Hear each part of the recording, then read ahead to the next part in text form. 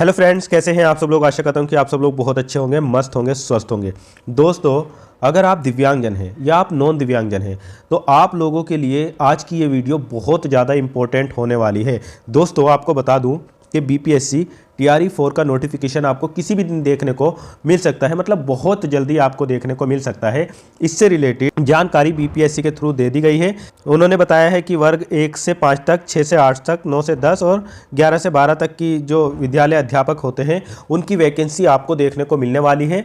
लगभग 46,000 प्लस यहाँ पर वैकेंसी होने वाली है और इसमें अदर स्टेट के दिव्यांग भी अप्लाई कर सकते हैं, बिहार के दिव्यांगजन भी अप्लाई कर सकते हैं, अदर स्टेट के नॉन दिव्यांग भी अप्लाई कर सकते हैं और बिहार के तो नॉन दिव्यांग अप्लाई ही कर सकते हैं। महिलाओं के लिए बहुत अच्छा मौका है और जो बिहार से बिलोंग करते हैं, खासकर वो दिव्यांग हैं और महिलाएं हैं, तो ये समझ लीजिए कि बीपीएससी टीआरई 4 में उनका सिलेक्शन 100% हो जाएगा। बाकी जो अदर स्टेट वाले भी हैं, वो दिव्यांग हो या नॉन दिव्यांग हो, क्योंकि उनको इस बार सबको जनरल में ही क्वालिफाइड करना पड़ेगा। अगर अदर स्टेट वालों की भी अच्छी तैयारी है, अच्छे से तैयारी कर रहे हैं, तो उनका भी सिलेक्शन ज़रूर हो जाएगा। बाकी मैं बिहार के जितने भी दिव्यांग साथी है या नॉन दिव्यांग साथी है या महिलाएं हैं, उनसे मैं कहूँगा कि अगर उनकी बहुत अच्छी तैयारी है और अपनी तैयारी करते रहिए, उसको और आगे बढ़ाइए, तो बिहार के लोगों के लिए तो इस बार बहुत ही ज़्यादा अच्छी अपॉर्चुनिटी होने वाली है। क्योंकि इस बार जो नोटिफिकेशन आ रहा है उसमें डोमिसाइल पॉलिसी लागू रहेगी, तो इसका सबसे ज़्यादा बेनिफिट बिहार के लोगों को ही मिलेगा।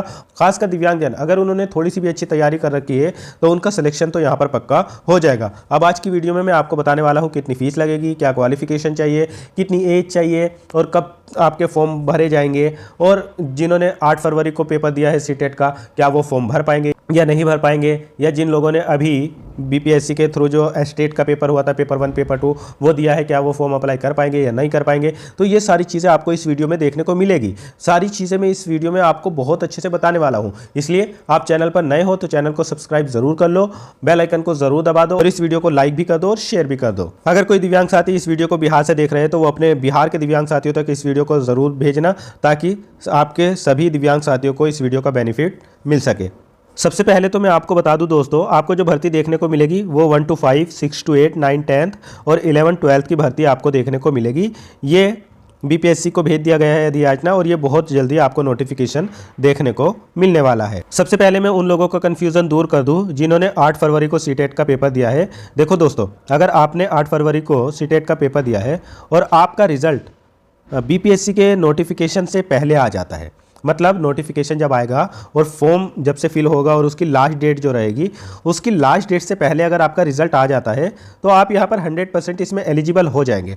अगर किसी वजह से बीपीएससी ने पहले ही फरवरी में ही नोटिफिकेशन जारी कर दिया और लास्ट डेट मार्च में, मिड मार्च या उससे कुछ 1-2 दिन पहले या उसके बाद में हुई और आपका रिजल्ट तब तक सीटेट का नहीं आया, तो यहाँ पर हम 100% नहीं कह सकते कि आप फॉर्म फिल कर पाएंगे। लेकिन हाँ, इतना ज़रूर है, अगर लास्ट डेट से पहले जो बीपीएससी टीआरई 4 की वैकेंसी आनी है उसकी लास्ट डेट से पहले, अप्लाई करने की लास्ट डेट से पहले अगर आपका रिजल्ट आ गया तो आप एलिजिबल हो जाओगे। बाकी जिन्होंने स्टेट पेपर 1 और पेपर 2 दिया है उनका क्योंकि रिजल्ट आ चुका है तो वो तो इस वैकेंसी में 100% एलिजिबल है। अब दोस्तों, सबसे पहले हम देख लेते हैं कि आप लोगों की इसमें फीस क्या लगेगी, अदर स्टेट वालों की कितनी लगेगी, दिव्यांगजनों की कितनी लगेगी, सामान्य जनों की कितनी लगेगी, ये सारी चीज़ देखते हैं। तो देखो, आप एससी हो, एसटी हो, ओबीसी हो, ईबीसी हो, बीसी हो, कोई भी हो, ईडब्ल्यूएस हो या दिव्यांग हो या अन्य राज्य के कोई भी स्टूडेंट हो, अब यहाँ पर सभी की फ़ीस जो है वो 100 रुपये लगेगी। मतलब आप बिहार से बिलोंग करते हो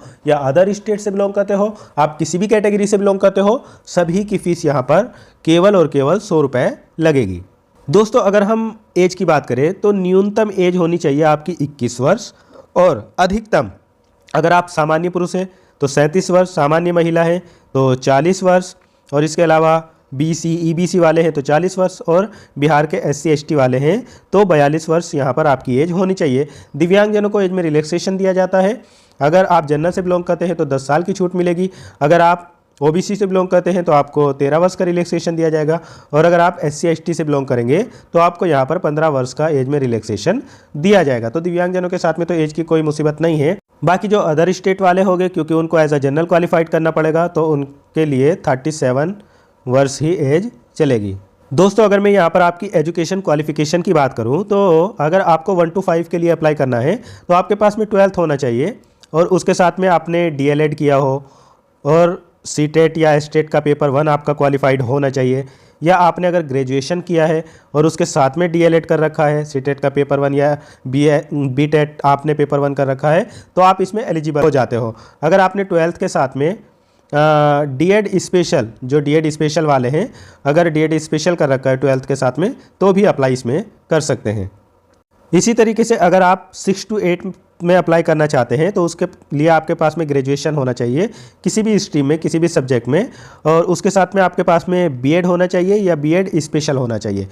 बीएड नॉर्मल है तो भी चलेगा, बीएड स्पेशल है तो भी चलेगा, और सीटेट या बीटेट का पेपर 2 आपके पास में होना चाहिए, क्वालिफाइड होना चाहिए। इसके बाद दोस्तों अगर आप 9, 10th के लिए अप्लाई करते हैं तो आपके पास में ग्रेजुएशन होना चाहिए संबंधित विषय में, जैसे आपने हिंदी, इंग्लिश किसी में जिसमें भी किया हो, और उसके साथ में आपके पास में बीएड भी होना चाहिए, और एस्टेट, जो एस्टेट हुआ था पेपर 1 आपके पास में होना चाहिए। इसी तरीके से अगर आप 11, 12th के लिए अप्लाई करते हैं तो आपके पास में पोस्ट ग्रेजुएशन होना चाहिए संबंधित सब्जेक्ट में, जैसे आपने हिस्ट्री, इकोनॉमी या पॉलिटिकल, इन सब से किसी से भी किया हो, या हिंदी या इंग्लिश किसी से भी आपने अपना पोस्ट ग्रेजुएशन किया हो, और उसके साथ में आपने बीएड किया हो और एस्टेट पेपर 2 आपका क्वालिफाइड हो, तो आप अप्लाई कर सकते हो। बाकी अगर विशेष शिक्षक की भर्ती इसमें आती है साथ में, तो उसके साथ में आपका ग्रेजुएशन होना चाहिए और बीएड स्पेशल होना चाहिए, या डिप्लोमा इन स्पेशल एजुकेशन से होना चाहिए आपके पास में आरसीआई से,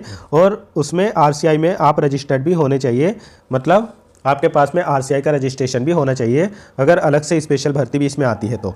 और अगर आप एज अ जनरल ऐसे ही अप्लाई करते हो तो भी अगर आपने बीएड स्पेशल कर रखा है जैसे 6 to 8 के लिए, तो उसमें भी आप आरसीआई में ज़रूर रजिस्टर्ड होने चाहिए। बीएड स्पेशल वालों की बात कर रहा हूँ मैं, ठीक है।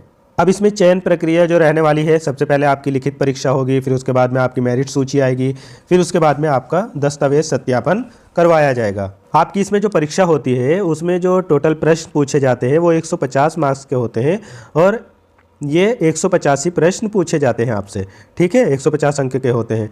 2 घंटा 30 मिनट का आपको समय मिलता है। यहाँ पर किसी प्रकार की कोई निगेटिव मार्किंग नहीं होती है। 150 में से 30 क्वेश्चन जो होते हैं उसमें हिंदी और इंग्लिश के क्वेश्चन पूछे जाते हैं।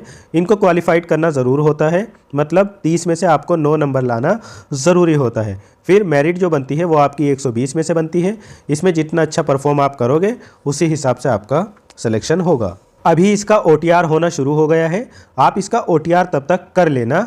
यूट्यूब पर आप सर्च करोगे BPSC OTR तो बहुत अच्छी वीडियो आपको देखने को मिल जाएगी। वहाँ पर स्टेप बाय स्टेप समझाया है बहुत लोगों ने, तो आप कोई अच्छी सी वीडियो देखकर इसका OTR कर लेना। तब तक OTR ज़रूर कर लो तब तक, क्योंकि बाद में जब फॉर्म फिल होता है तो काफ़ी ओवरलोड हो जाती है, साइट क्रैश हो जाती है, और जब लास्ट डेट आने वाली होती है, लास्ट डेट का तो बिल्कुल भी वेट ना करना, तब तो बहुत ही ज़्यादा क्रैश होती है।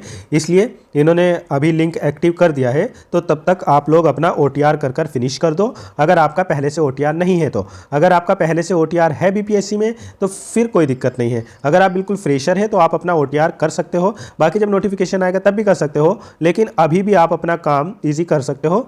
लिंक दिया हुआ है, मैं अपने टेलीग्राम चैनल पर भी शेयर कर दूंगा।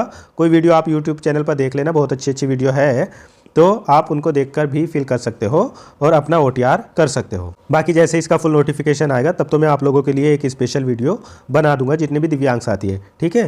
फिर मिलते हैं हम किसी और वीडियो में। Thank you so much.